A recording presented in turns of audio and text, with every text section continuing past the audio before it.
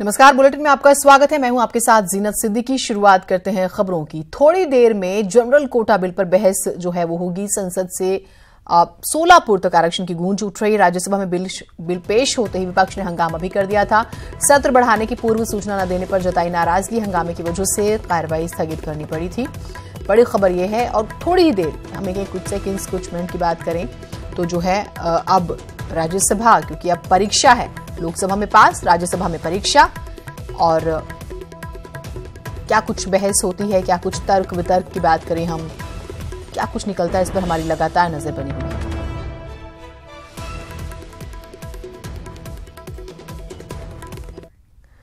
तो general quota bill जैसे ही दोपहर 12 बजे राज्यसभा में पेश किया गया, विपक्ष ने हंगामा कर दिया।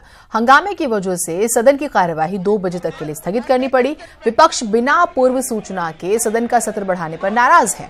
उच्च सदन में मोदी सरकार को बिल पास कराने के लिए 2/3 यानी 163 वोटों की जरूरत होगी।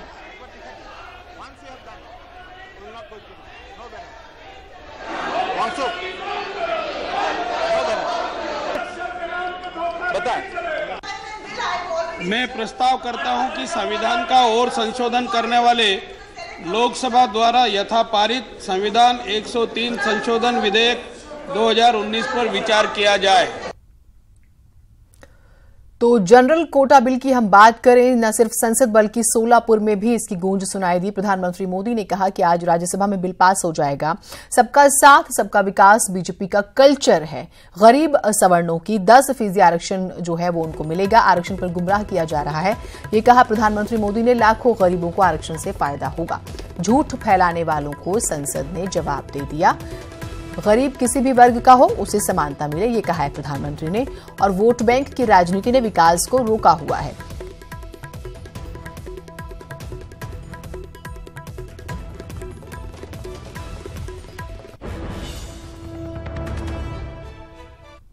लोकसभा में एक ऐतिहासिक बिल पास हुआ। आपकी तालियों की आवाज से मुझे लग रहा है कि आप भी कल देर रात तक टीवी देखने के लिए बैठे थे।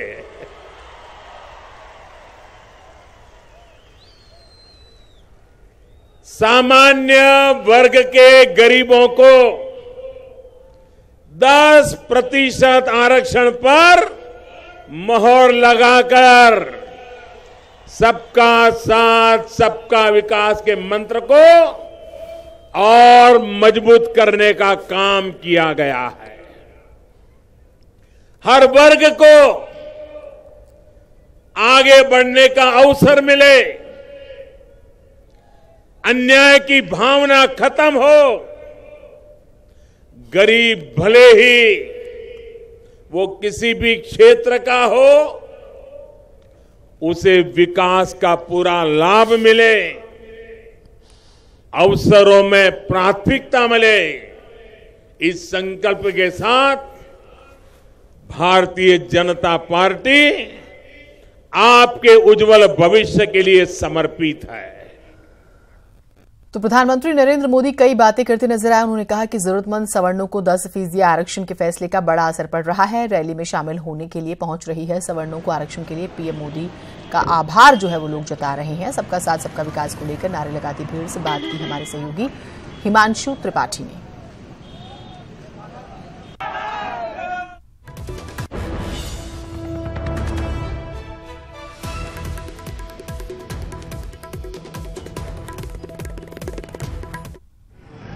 प्रधानमंत्री नरेंद्र मोदी आज आगरा के कोठी मीना बाजार में बड़ी सभा को संबोधित करेंगे और जो सवर्णों को आरक्षण का मुद्दा था उस पर भी जरूर अपने विचार व्यक्त करेंगे। लोगों की भीड़ के आने का क्रम शुरू हो गया है और जो लोग आ रहे हैं उनसे हम बात करेंगे। आप बताइएगा, पीएम मोदी आ रहे हैं तो इसको लेकर के क्या उत्साह है? जी, सर्वेक्षण जो आरक्षण दिया है उन्होंने, सब कहते सबका साथ सबका विकास उन्होंने किया। जो सबसे बड़ा मुद्दा उन्होंने किसी के पक्षपात नहीं, सबके लिए किया।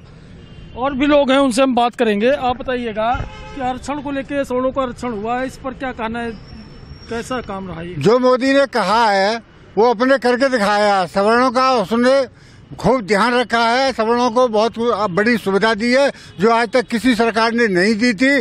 मोदी जैसा प्रधानमंत्री न कोई आया है और न कि भविष्य में आएंगे। तो ये लोगों की राय है, यानी जो सवर्ण आरक्षण का मुद्दा था, गरीब सवर्णों के आरक्षण का, वह छाया रहेगा और जो भीड़ आ रही है वह भी पीएम मोदी के सबका साथ सबका विकास की बात को कह रही है। तो अब देखना होगा इस विषय पर, जो कि लोकसभा में पारित हो गया है और सबकी निगाहें इस पर है कि पीएम मोदी सवर्णों के आरक्षण के मुद्दे पर क्या कहेंगे। कैमरामैन बंटी के साथ हिमांशु त्रिपाठी, न्यूज 18 आगरा। योगी सरकार अब सूबे के मेधावियों को लैपटॉप बांटेगी। ये लैपटॉप प्राविधिक शिक्षा विभाग के डिप्लोमा और डिग्री सेक्टर में दाखिला लेने वाले टॉपर्स को बांटे जाएंगे। इसमें से डिप्लोमा सेक्टर के टॉपर्स को लैपटॉप जनवरी में ही समारोह करके बांटने की तैयारियां हैं। पॉलिटेक्निक में संयुक्त प्रवेश परीक्षा में दाखिला लेने वाले 300 मेधावियों को लैपटॉप बांटे जाने हैं। इसमें ओवरऑल 100 टॉपर्स, SC/ST के 100 टॉपर्स और छात्राओं में 100 टॉपर्स को लैपटॉप बांटे जाएंगे।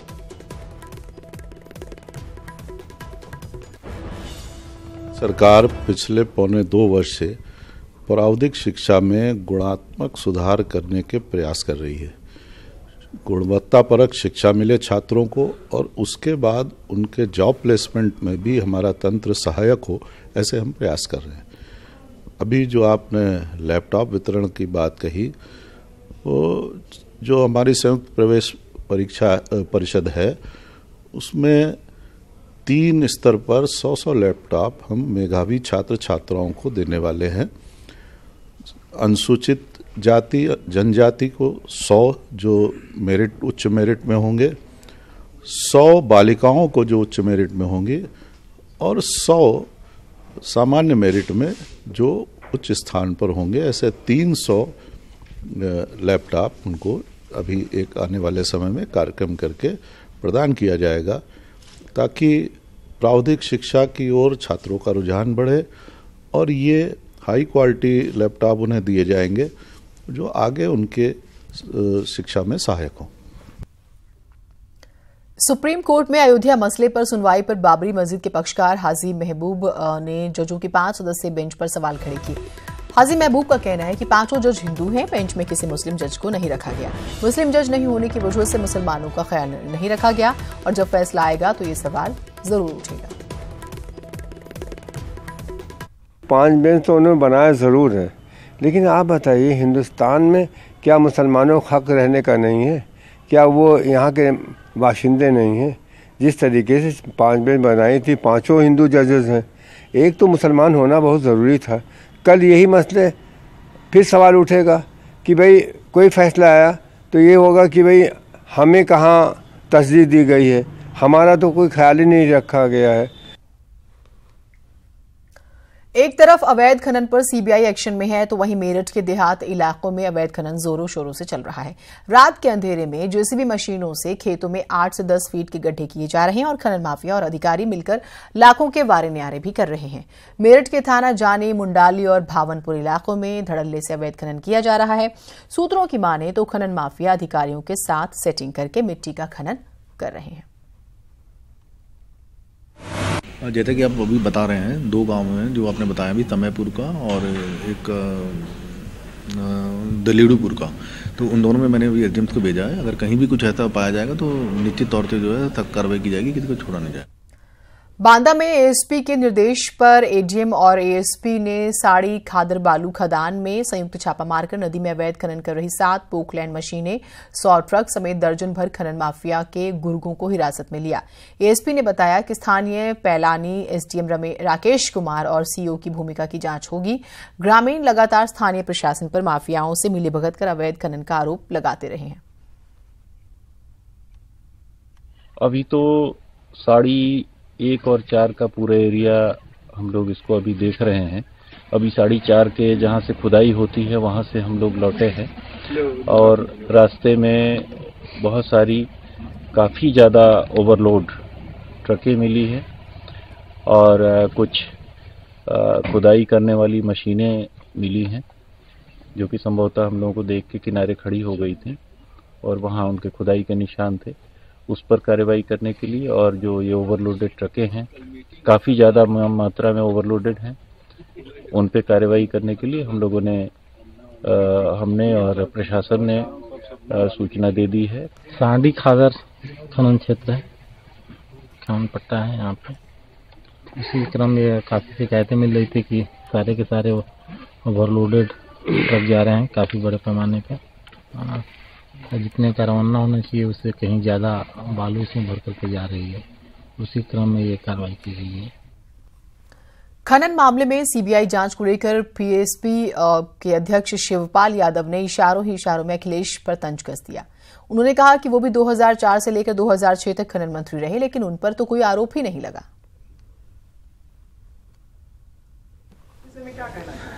देखिए, ये खनिज विभाग मेरे पास भी रहा 2004 से 7 पर।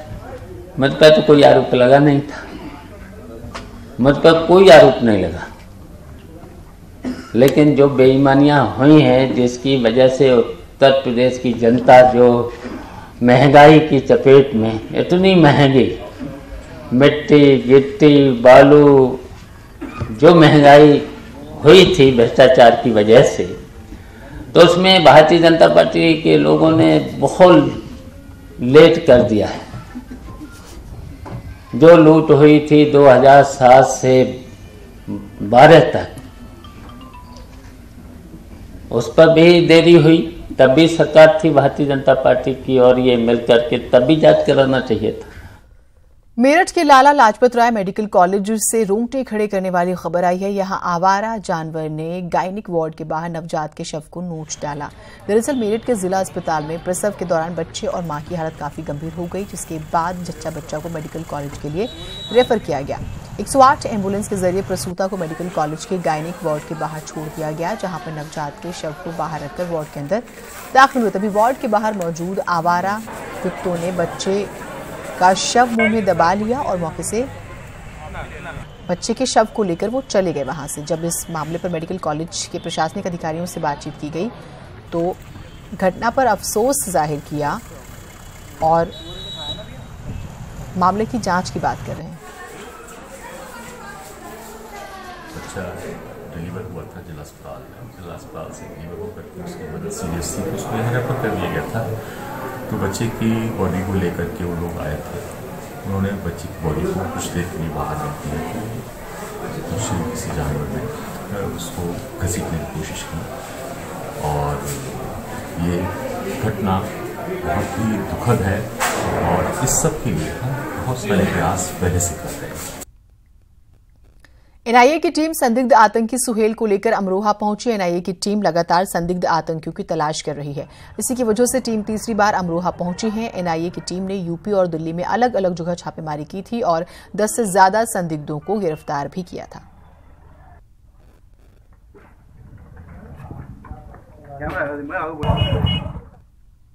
गोरखपुर पुलिस ने आज सुरक्षा के मद्देनजर गोरक्षनाथ मंदिर परिसर में मॉक ड्रिल की। मंदिर परिसर के यात्री निवास में 2 तथाकथित आतंकियों के होने की खबर प्रचारित की गई थी, जिस पर गोरक्षनाथ थाने की पुलिस और क्यूआरटी ने तय समय पर ही मौके पर पहुंचकर यात्री निवास की घेराबंदी कर ली। वहीं एंटी टेररिस्ट ऑपरेशन शौर्य की अगुवाई कर रहे सीओ गोरक्षनाथ ने मौके पर क्राइम ब्रांच की टीम के साथ मोर्चा संभाला। इस दौरान मुस्तैदी दिखाते हुए पुलिस ने यात्री निवास में छिपे दोनों डमी आतंकियों को गिरफ्तार कर लिया। मीडिया से बातचीत में सीओ गोरक्षनाथ प्रवीण सिंह ने बताया कि मकर संक्रांति और खिचड़ी मेले की सुरक्षा को देखते हुए पुलिस ने आज मॉक ड्रिल की। एक सफल मॉक ड्रिल हम लोगों ने किया, जिसके पश्चात उच्चाधिकारियों द्वारा विभिन्न विभाग, जहां पे फायर सर्विस, इसके अलावा मेडिकल इमरजेंसी और भी जो अन्य विभाग थे, यहाँ पे गोपनीय विभाग थे, इन सबकी एक डिब्रीफिंग भी की गई और इस प्रकार के ऑपरेशन हम बराबर करते रहेंगे। खबर देवरिया से है, जहां डिप्टी सीएम के हेलीकॉप्टर के साथ सेल्फी लेने वाले सिपाही को एसपी ने सस्पेंड कर दिया। डिप्टी सीएम दिनेश शर्मा के कार्यक्रम में सादे कपड़े में सिपाही की ड्यूटी लगी थी, लेकिन साइबर सेल का सिपाही आलोक सिंह ड्यूटी पॉइंट छोड़कर हेलीपैड के पास जा पहुंचा और हेलीकॉप्टर के साथ सेल्फी लेने लगा। सेल्फी लेने के दौरान हेलीकॉप्टर के पायलट और सिपाही में विवाद हो गया, जिसके बाद एसपी से सिपाही को सस्पेंड और एसपी ने कर दिया। अभी इस मामले में जांच जारी है और भी कई सिपाही जांच के रडार पर।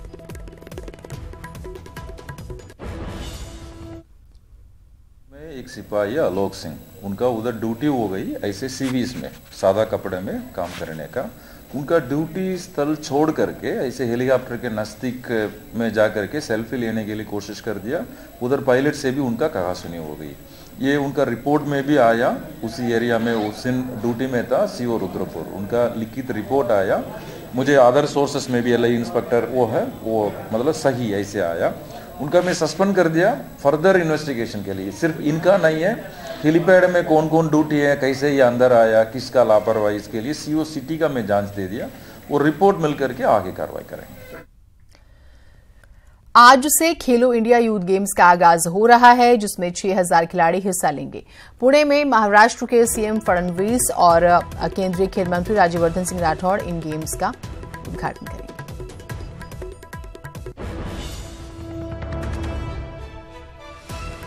उधर खेलो इंडिया को लेकर खेल मंत्री राज्यवर्धन सिंह राठौड़ ने एक वीडियो ट्वीट किया, जिसमें वो बस 5 मिनट का संदेश दे रहे हैं और कह रहे हैं कि खेलो इंडिया और खेलेंगे तो जीतेंगे। फिलहाल बुलेटिन में इतना ही, दीजिए इजाजत। नमस्कार।